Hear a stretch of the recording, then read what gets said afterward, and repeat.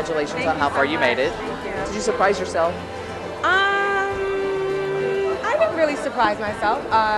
I knew going into the game that I'm going to have to tone down my personality a little bit. What I did, I looked at the profiles of people that looked like me and acted like me from past seasons, predominantly black women, and saw the mistakes they made and said, you know what, I have to steer away from that and become something different. And I'm happy with the finish. Obviously, I would have loved to win, but I have more zeros in my bank account now than I did before. And so, yeah, I'm happy with how I played the game. I played it as true as possible to my personality as possible. And you know, some people respected the keep it real personality, and some people respected more of like, you know what, this for Kim went hard and made bigger risks, and they respected it at the end of the day. So going into the show tonight, did you think you had a chance at winning?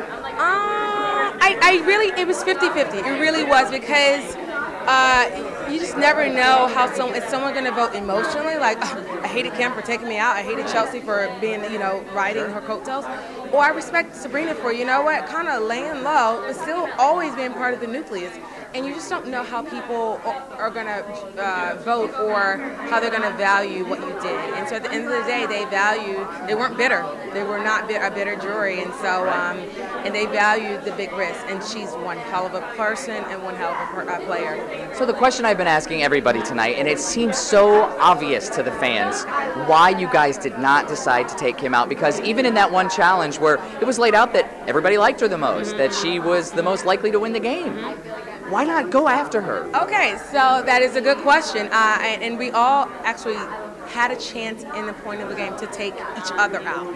However, if you, looking back at it, and we talked about it, if one of us were to take one of us out, then we were literally the next to go. They knew that we were the nucleus, and they wanted to break that nucleus up.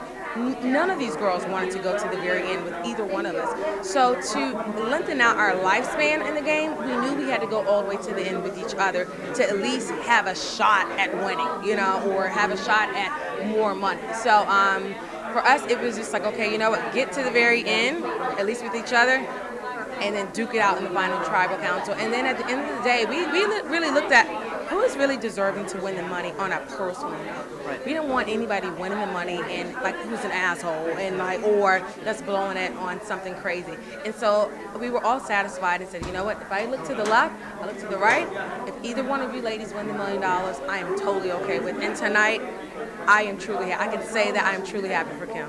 She really did an amazing game. She's definitely an all-star. If you don't consider her an all-star, then you're crazy. So she played one heck of a game.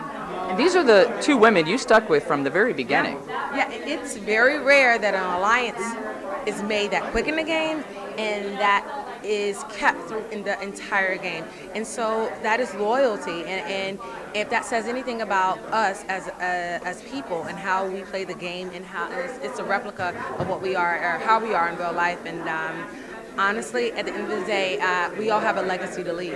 And if this legacy is I played this game true with loyalty and not too much lying, then my future kids can be proud of that, my students can be proud of that, and my family can be proud of that. Now, we saw you talk about the kids that you work with in school. What was the reaction like from them watching you each week on Survivor? Each week on Twitter and Facebook, the kids are just like, what are you doing? Take her out. Or, you know, I would have cussed her out. I don't like that other teacher, you know. So it's a wide range of emotions. Some of them were crying, you know, when my brother came to visit, and so some of them were just still in awe, like, where were you again? It's like, oh, it was Samoa. Where's Samoa? And take down the map and you can show them. So I think if anything, it inspired them to take risks. You know, go beyond the 4-block radius that you know and try it. If you lose, guess what? You've tried something new. All right, finally, advice to a future player. Advice to a future player, when you make a decision, stick with it. Paranoia is an all-time high in this game. You can ask anyone. It is not the food, the lack of food that gets you. It is not the various personalities. It is the wishy-washiness. It is like, oh my God, somebody's trying to vote me out when they're just really going to urinate. You know, so it's you have to stick with. You have to trust someone. But at the end of the day, you can only trust yourself. So, because everyone's always gunning for you. So, if you stick with one plan or two, you know, and just really believe in that, it will decrease your paranoia. All right. Well, Sabrina, thank you for talking with us. It was nice to meet you.